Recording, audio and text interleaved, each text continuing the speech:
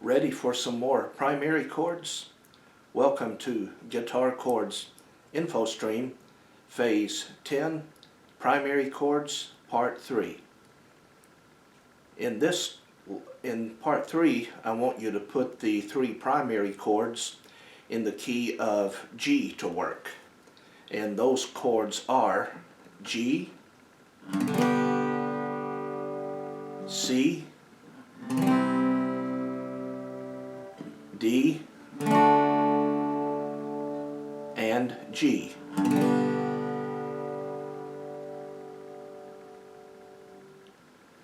And you probably know the drill by now and where this is headed.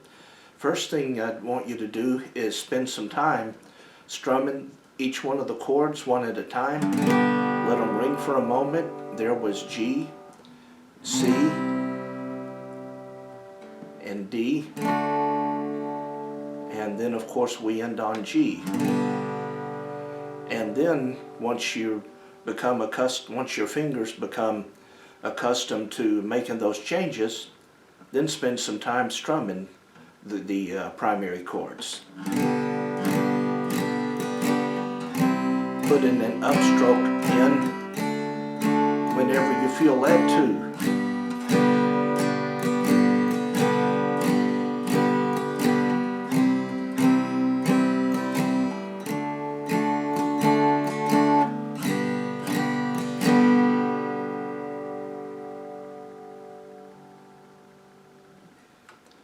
So there is one technical glitch that I'd kind of like to, or technical phenomena, whatever you want to call it, that I'd like to discuss with you in Part 3 here, and that's which fingering for the G chord to use, because we know two of them, our second, third, and fourth fingers, or our first, second, and third fingers.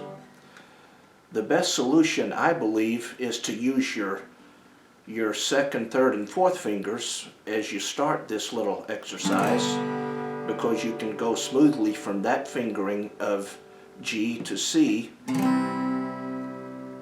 but then when you go from D to G, then go back to the first, second, and third fingers.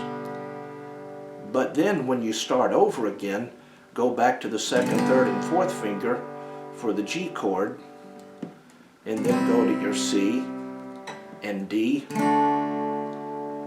and then back to the first, second, and third fingers.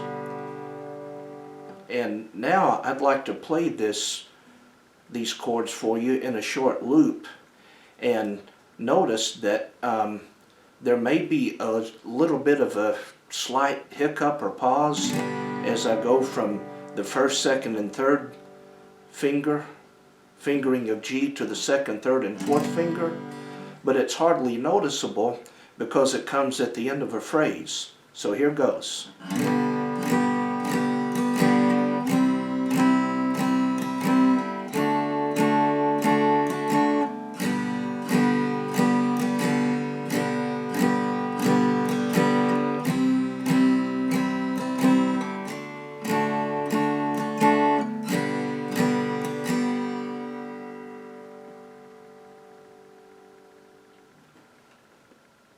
So you see that almost gives the, if you were to play these chords in a loop like I just did, it would almost give you the feeling of starting over again, or the effect of starting over again, going from one fingering of G to another. Whereas, say, if you use the first, second, and third finger, as you start the exercise, look at how much rearranging your fingers would have to do to go from the first, second, and third version of G to C.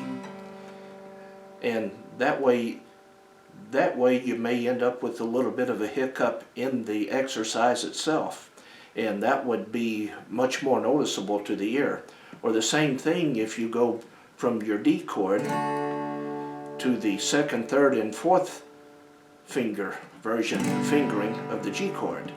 Then you'd have you may have a little bit of a pause in between, or in between chords in the middle of the exercise.